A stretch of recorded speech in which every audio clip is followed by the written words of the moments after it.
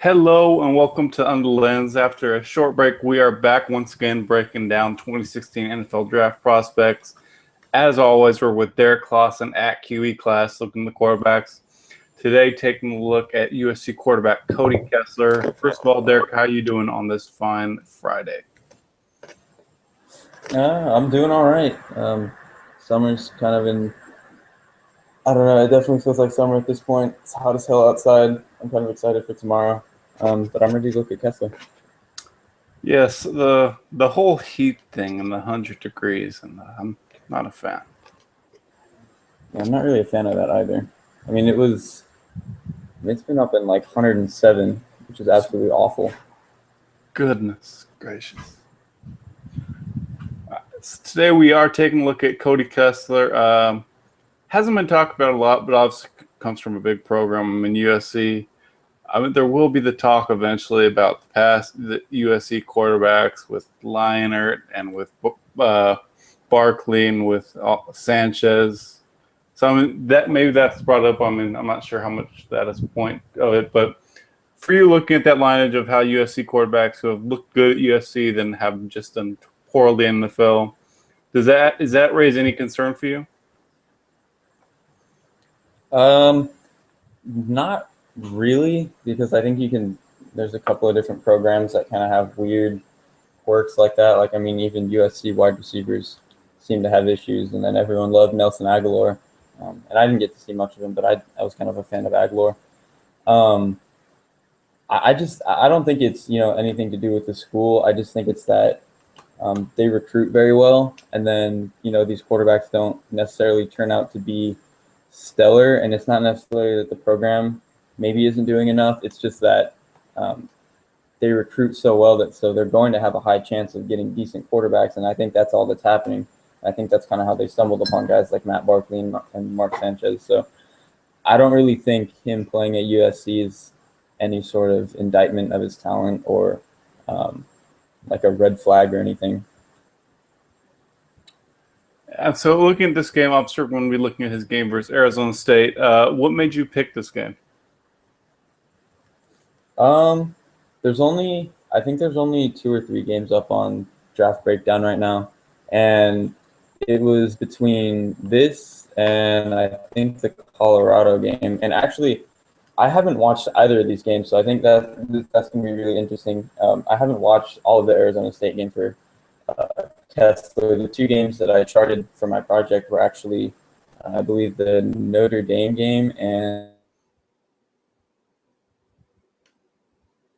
the LA game, because Arizona State has a better defense. I think they had a guy get drafted this year on the defensive line, and then they had Demarius Randall, I'm pretty sure.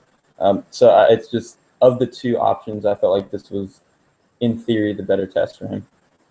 And before we jump to the game, obviously, just a few days ago, your latest piece for Football Savages, trying to solve the player development mystery. I'm going to tweet out the link soon. Why don't you tell us about that? Okay, so what I tried getting at was that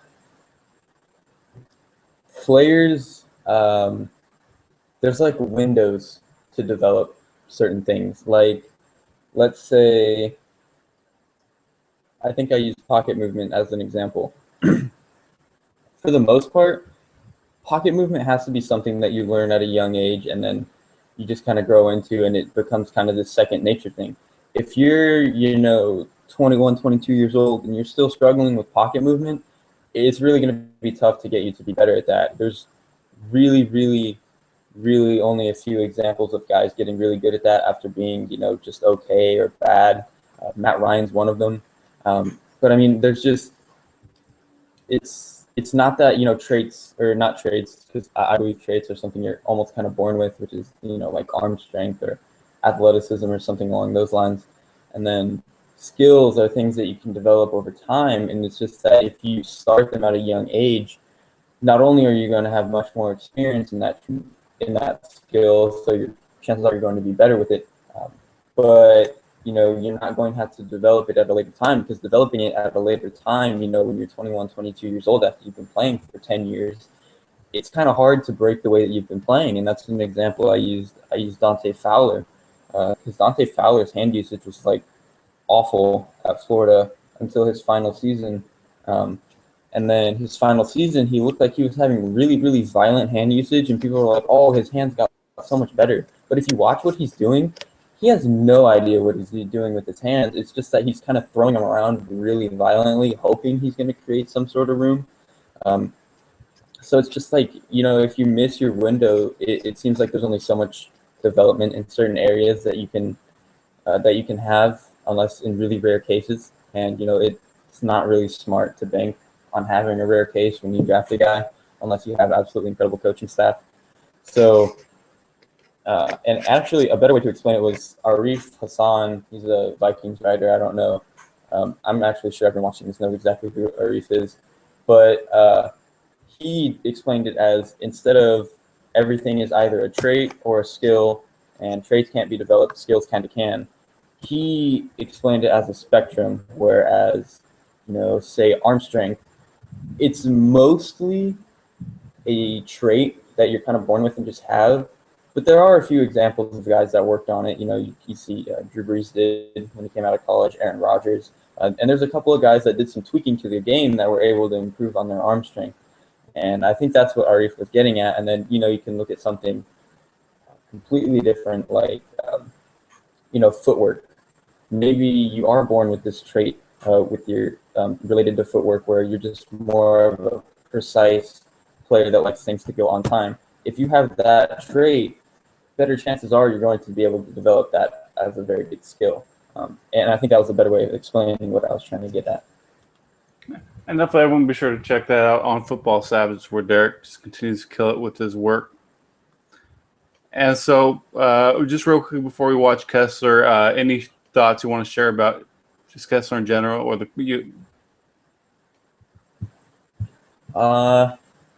Kessler was getting some hype as maybe like a guy that was going to declare early last year. And I actually hadn't watched him in any depth really last year. I just kind of seen some live views and stuff. And I mean, he's certainly not a bad quarterback, but I don't see really anything in him. I haven't seen anything consistently that makes me believe he's going to be a good starter in the NFL. I think I was actually talking to Justice, and he was kind of saying Kessler is going to be that guy who sticks around for 10 years as a West Coast offense backup, and maybe starts 2 or 3 seasons, maybe a total of 30 games over his career, and that's kind of going to be all that Kessler is, and that definitely has some value. It just I really hope a team doesn't value that in the second round or any higher than that. Definitely. All right, so let's flip to this game. And obviously, just one thing before watching this, I've started doing the whole tracking the third down, fourth down thing. So after we'll look at that. Sounds good.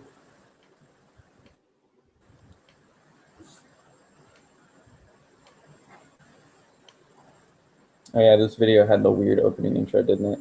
Yes, it did. Right. Yeah, that's what I mean.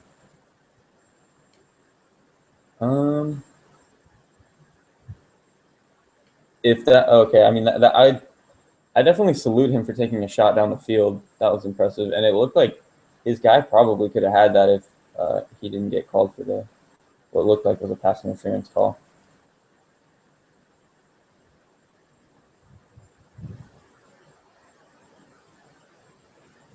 One thing I noticed when charting Kessler is that they run a really high amount of screen passes and a lot of quick passes like that. I mean, again, he really is a West Coast type of quarterback. He's going to need to get the ball out quick. I mean, see, here's the first screen of the game. He's not going to be a guy that you want sitting in the pocket for very long. So if you can kind of tailor your offense to get the ball out really quick, he's going to be more valuable.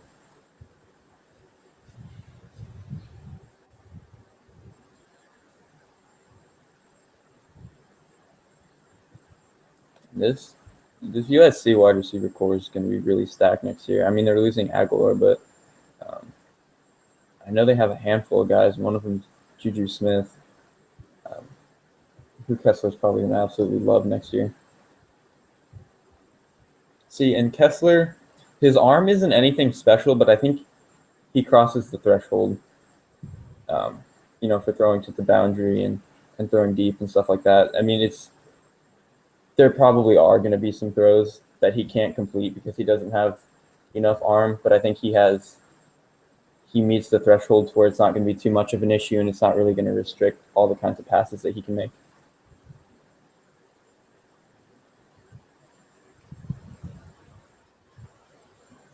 And actually, yeah, I saw the first half of this game, and one thing I noticed about this game that was different about any others is it seemed like Kessler was more calm in this game than I'd ever seen him before.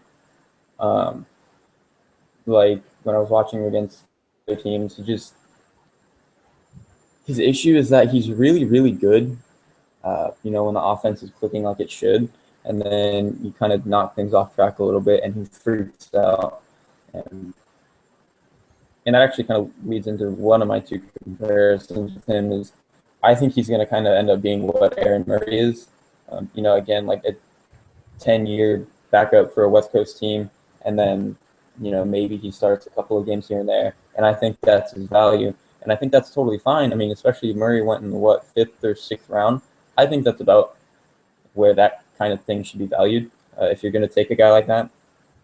And I think that's probably where Kessler should end up next year, unless he, magically fixes some of the things that I have issues with, like just mainly his pocket presence. And I don't see him as much of a creator.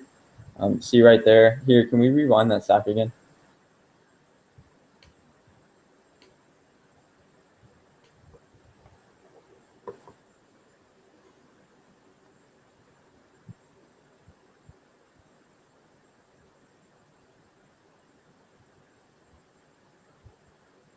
I mean, Oh, it's coming up. Whoa.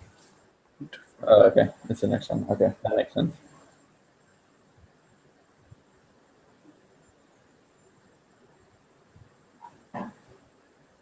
Hold on, rewind it for just a second because it looked like he had that receiver out in the flats.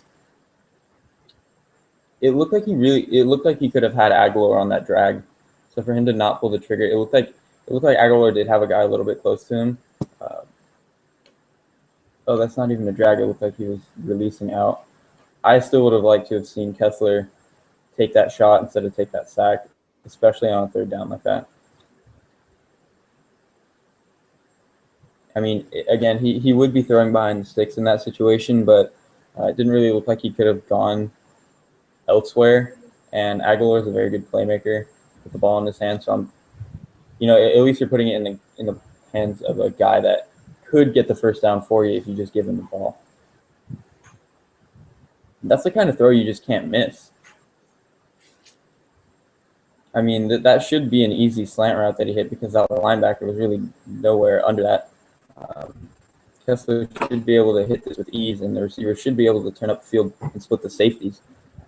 But he throws it way high. That's just a bad throw.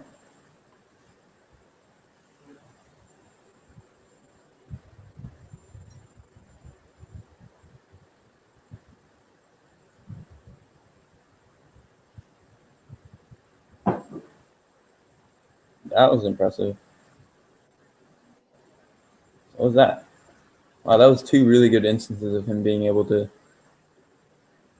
get around a defender. I mean, he's not the greatest athlete in the world, but if you're athletic enough to make a few guys miss every now and then, especially this first one in the backfield, that's an important trait because you're going to be able to keep plays alive that should have been dead. I mean, that was almost a safety, really. Like if he kind of gets tackled and tries to fight that, that's either like on the inch line or it's a safety. So for him to stay calm and not take that sack is pretty impressive. Yeah, I feel like that he has enough of athleticism that it's there when it needs to be, and he uses it. It's not exactly. Yeah.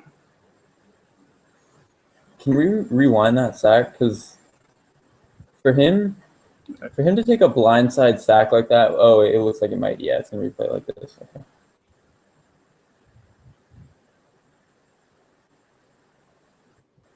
He can't take that blindside sack like he needs to get that ball out at least to the guy running down the line of scrimmage.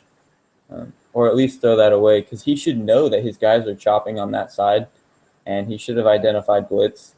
So you see the guy creeping. For him to have not identified blitz, or maybe he did and he was just too slow. Either way, this wasn't a good play for him, because either one, he didn't identify blitz and thought he was going to have more time, which is an issue, or second, he identified it but wasn't able to get the ball out in time because he maybe thought the defender was too close. But you at least have to get the ball out and make that incomplete instead of taking the sack like that.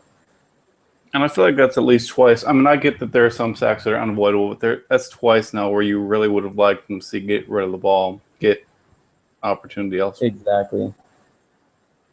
Yeah, I mean, if someone shoots through the A gap and your center just missed the block, that's not really your fault, and there's really not much you can do about it. But yeah, these 2 sacks, it looks like he should have been able to figure it out. And to make that kind of throw on a 3rd and 9, I mean, testing double coverage like that on a stopped route just isn't very smart. I mean, especially with his arm. Wow, that was just a bad drop. I mean, we've seen guys like maybe Cam Newton get away with throws like that. But with a guy like Kessler who kind of just has an average arm, you can't be making that kind of throw, especially on a critical down like that.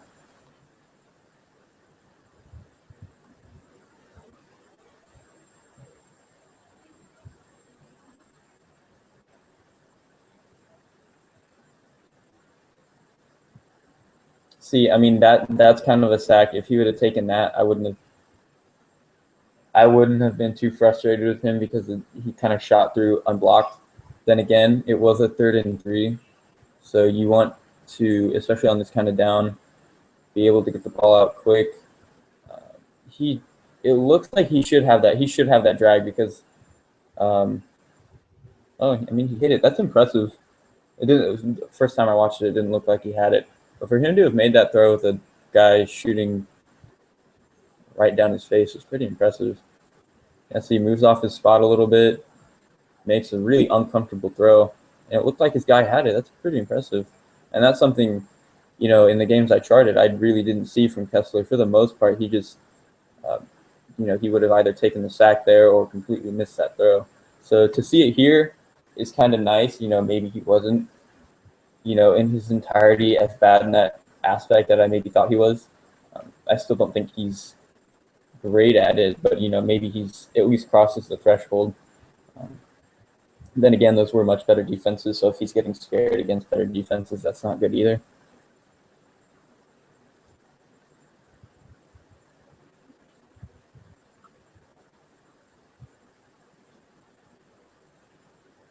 That was good, understanding to move away from the pocket and understand where the green is in the pocket. And that's one thing I hate with a lot of these young quarterbacks, is that they don't – damn, Aguilar is good.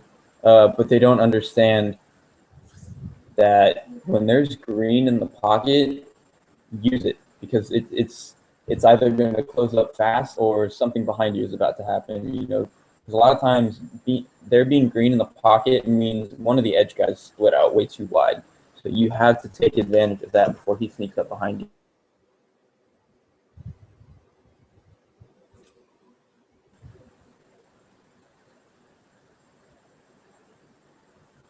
That was a good throw. Wow. And there were a lot of drops this game. Mm-hmm. Yeah, he has to come up with that, because that's probably a touchdown if he's able to reel that one in.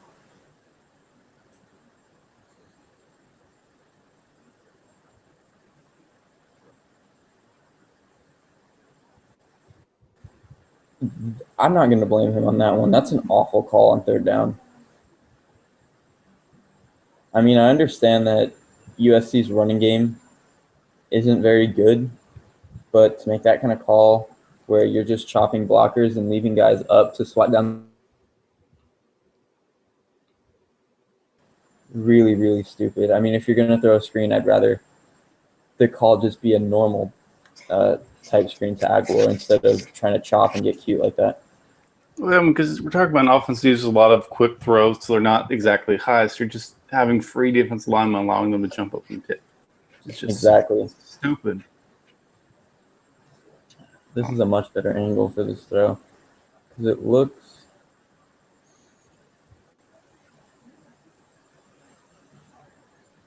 if he puts that out in front of him, he has that, and that's a first down. But he doesn't. I mean, he puts it in a really ugly area to throw that. I mean, if he waits like another quarter second to make that throw, lets Aguilar get behind that defender, and puts it in front of him, he probably has that as a reception. So that was kind of both a clock issue and just not being accurate. And that was another bad throw. I'm not sure if he gets the first down here or not. No. Okay. Yeah, because it was just short to the ground. Wide receiver. Oh, he didn't even come up with it. I mean, that's probably another thing I really don't like about Kessler is that his ball placement can be really off. I mean, especially when he has to throw. I've noticed is whenever he has to throw over the middle of the field, I think he kind of has issues. I mean, that wasn't necessarily over the middle of the field, but you've seen the two slants now where he just throws them high because he just isn't necessarily a very accurate thrower.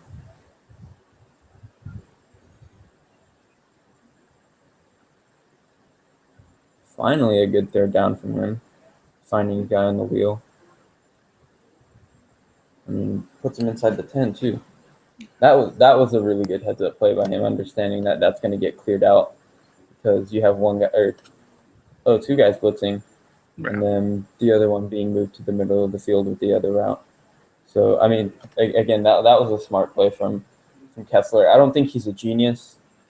I think he leaves a little bit to be desired in terms of maybe longer developing plays, but for him to be able to understand a situation like that and take advantage of it, that's definitely nice to see.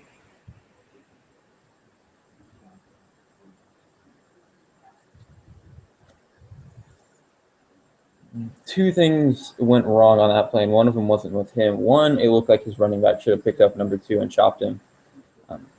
But then for the throw, I would direct that more. I would try to just drop that in the corner of the end zone and let Aguilar find it because it looked like, I mean, he's an incredibly quick player. He's going to get guys to be a little too hesitant to make a play.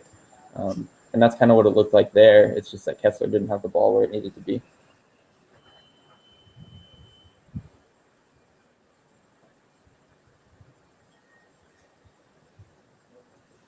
That was a pretty good throw over the middle. He just man right in stride. Let's Aguilar find some other yards. That was impressive.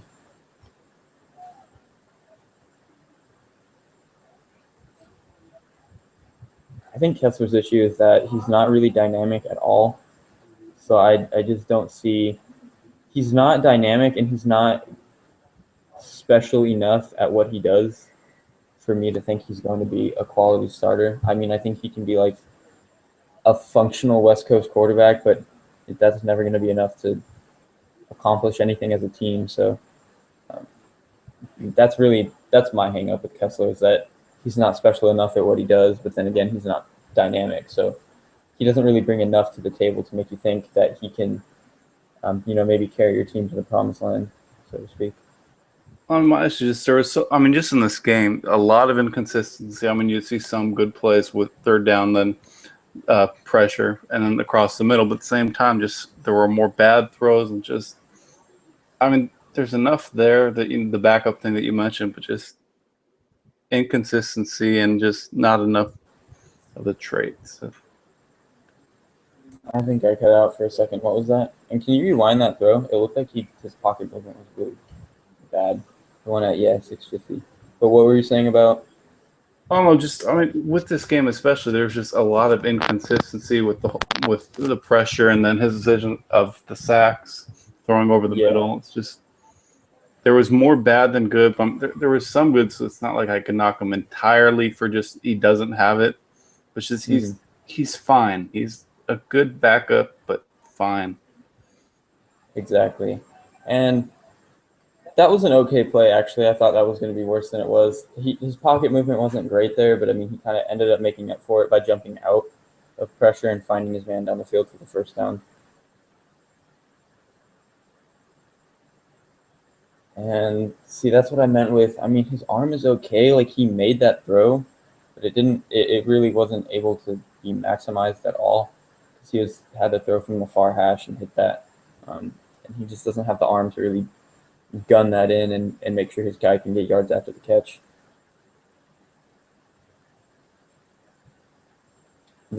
I'm never, I've said this in other episodes, I'm never really going to blame a guy for trying to take a one-on-one shot down the field. The placement wasn't spectacular, but I mean, at least he's giving his guy a shot. And when you're in the red zone like this, with the half nearly over, I think that was a good decision. And he tries to do it again. I'm not sure if he came down with that. I don't think he did. His wide receiver just had no shot. That it was.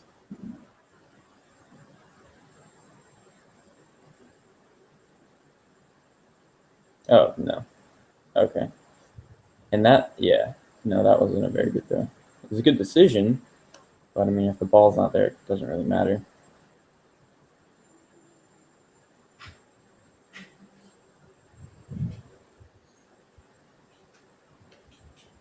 That was a solid third down. I mean, I typically don't like guys throwing short of the marker on third down, but if it wasn't too short of the marker and, you know, his guy looked like he had enough room to make the first down, and if he's willing to put faith in his guy to make that play, I think that was a good decision, even if I typically don't like guys throwing short of the marker.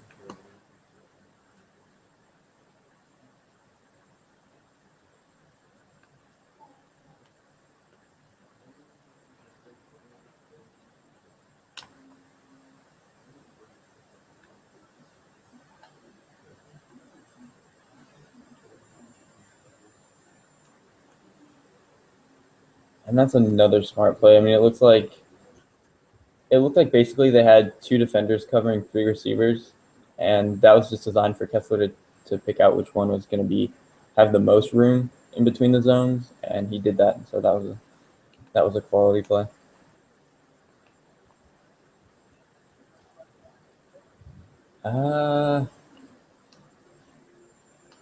He's lucky his guy was able to figure that one out.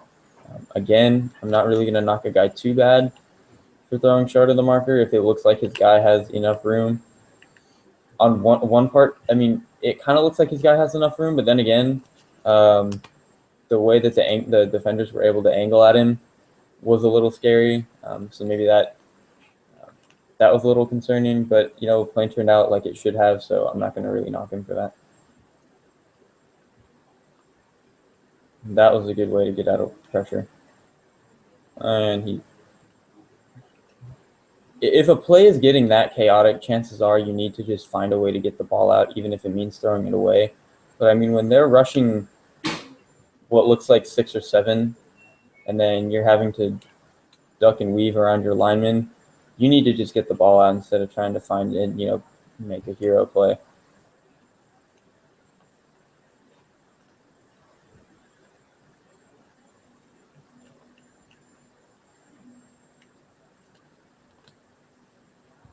I'm actually surprised at how few screens they ran this game, because I remember from my charting, it was like 20-25% of plays that they ran were screen throws. So I'm surprised it doesn't seem to have been quite that high this game.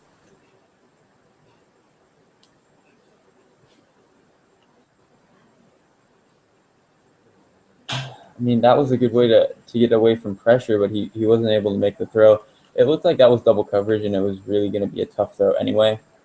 But nonetheless, he wasn't able to finish the play like he needed to.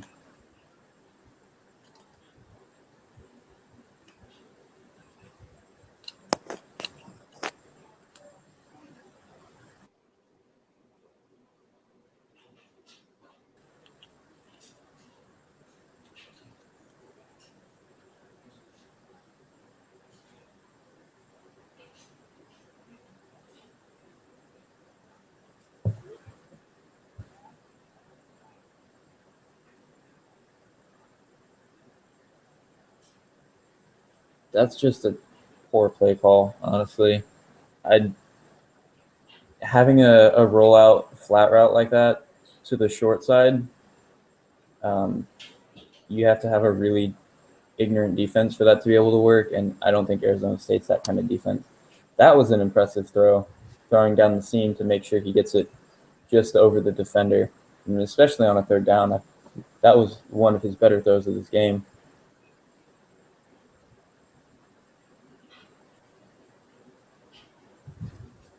Yeah, that was really nice.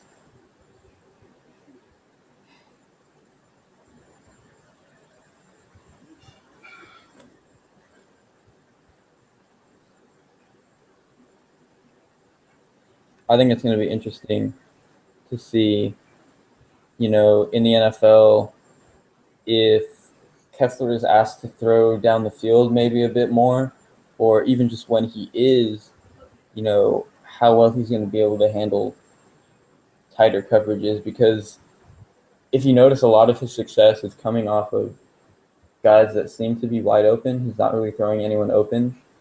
There was kind of the Aguilar throw there, and then maybe one or two of the slants to the left side where it looked like he could have botched the throw, but he really did a good job of throwing away from the defender.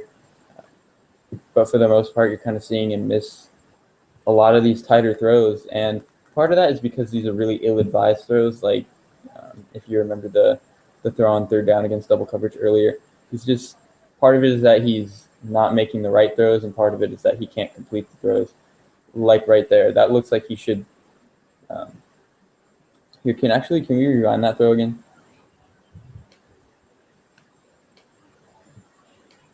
Yeah. Real cool.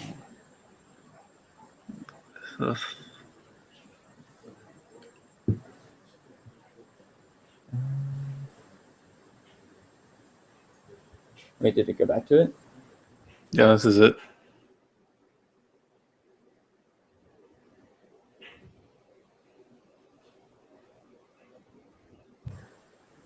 Leads. Oh, okay, here it is. Yeah. If he leads his guy more to the middle while still being able to get over that linebacker, that's probably complete. I mean, he should. That's a completable pass because there is an area of the field where he can get that over the linebacker, under the safety, and closer to the middle of the field and let that receiver run and go get it. And he doesn't. He keeps it too far out wide, and that ends up being an incomplete. I mean, and there were two or three defenders.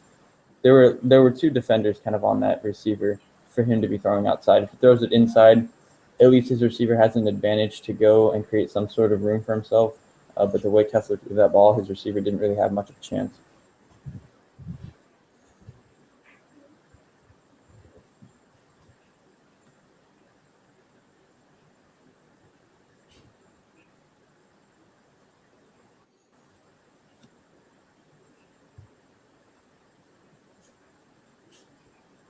I mean, Kessler's game is going to be revolved around him letting people make plays instead of making plays himself, because I don't think he's really capable of making many plays himself. So he needs to, get the ball out quick and get the ball into his, his pass catcher's hands really easily. And it seems like in this game he's kind of struggled at doing both of those things.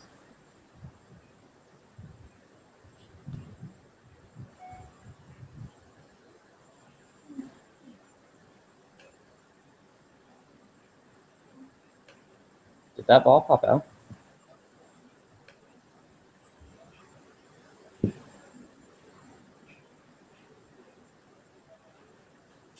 No. He threw that a little low, but I mean, at least he got it out in front of his receiver and, was able to complete the throw. You would like that to be a little higher so his receiver doesn't have to duck down like that. Because if his receiver doesn't have to duck down like that, he probably gets 5 more yards. Yeah, he gets a for sure first down and probably, 5 extra yards after the catch. Because that linebacker probably doesn't get to him nearly as quickly as he did.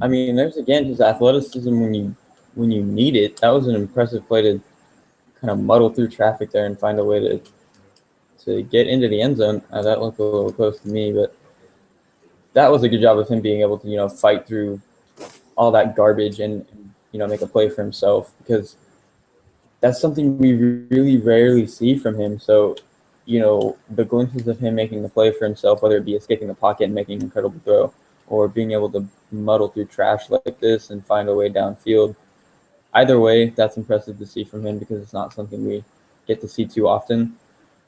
That was a really impressive play to sense pressure, evade it, understand that the play is over and that he has room to get down the field. Unlike last time where he didn't have room to get down the field and he should have thrown it away. That situation, he had plenty of room and he ran, got the first, or not the first time, he got the touchdown. So that was a good play from him.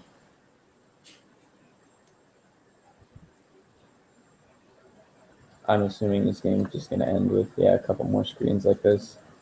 Yeah.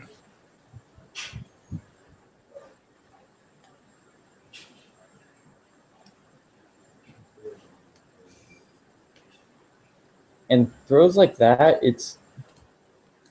plays like that where it looks like the play really can't go anywhere. That play is really designed only to go to Aguilar, and you're kind of just hoping that the defender doesn't catch onto it like he did there. But he did, and that's really not Kessler's fault. That's just the way the play is designed.